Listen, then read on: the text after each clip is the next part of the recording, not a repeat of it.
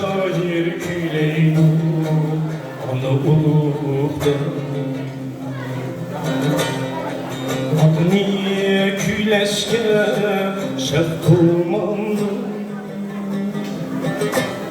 Adnem mihrimu ya bir kıyaş mişke şairlar bunu yazmaydı.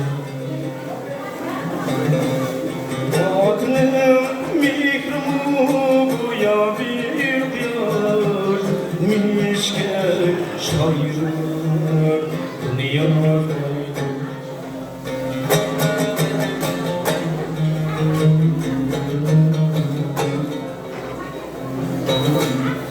Şu şair bu adını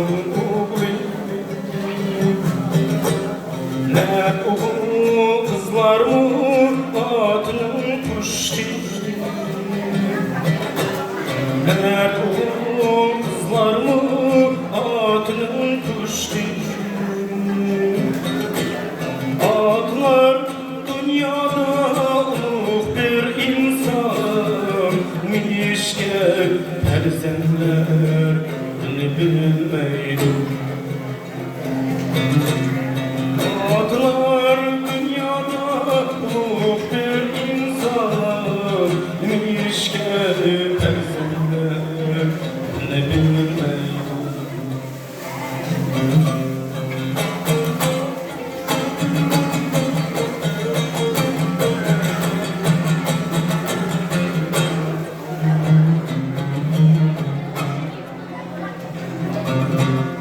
Ey persenler akan engin kadirler, tomurumda akan beni ağdım.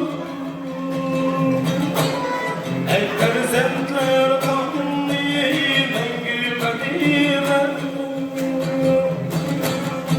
tomurumda akan beni ağdım. Eğer de akanlar hürmetli imzalım bir gidmiş doğdum seni sordayım. Eğer de akanlar hürmetli imzalım bir gidmiş doğdum seni sordayım. Demiş ki tersenler bu ne